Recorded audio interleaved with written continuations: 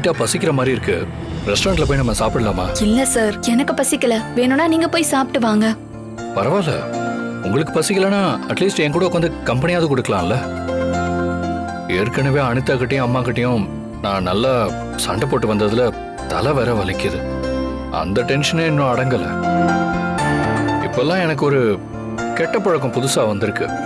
ரொம்ப டென்ஷன் ஆனா எனக்கு அதிகமா பசி எடுக்க ஆரம்பிச்சிருது.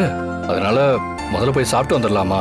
அப்போ அதிகமா சாப்பிட்டா நீங்க மறுபடியும் ரொம்ப டென்ஷன் ஆகி சண்டை போடுவீங்களா சார்?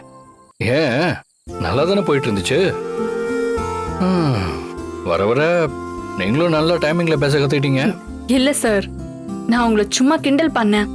சரி வாங்க போலாம்.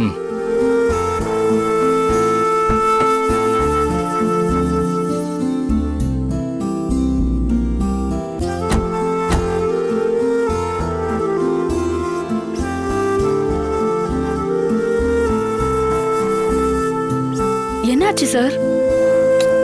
என்னன்னு தெரியல சக்தி, திடீர்னு ரொம்ப ஸ்ட்ரெஸ்ஸா இருக்கு. என்னை சுத்தி என்ன நடக்குதுன்னே தெரியல. அதான் பயங்கர இரிட்டேட்டிங்கா இருக்கு. அதான் கார் எடுத்துட்டு எங்கேயாவது போலான்னு யோசிச்சுக்கிட்டு இருந்தேன். அப்பதான் விஷாலினி கல்யாணத்துக்கு என்ன இன்வைட் பண்ணாங்க. அதான் கொஞ்சம் மைண்ட் சேஞ்சிங்காக கல்யாணத்துக்கு கிளம்பிட்டேன். அப்பதான் நம்ம இன்ஸ்பெக்டர் சக்திவேலுக்கு ஃபோன் போட்டு நம்ம கம்பெனிலேருந்து யார் மூலமோ தான் தகவல் போயிட்டு இருக்குன்னு டீட்டெயிலாம் சொன்னாரு. அதை கேட்டு நான் ரொம்ப டிப்ரெஷன் ஆயிட்டேன். நல்ல வேளை நான் உங்களை யதார்த்தமா பார்த்தேன். அதனால தான் இப்போ கொஞ்சம் டென்ஷன் இல்லாம ஜேர்னி எனக்கு ரொம்ப சந்தோஷமா இருக்கு.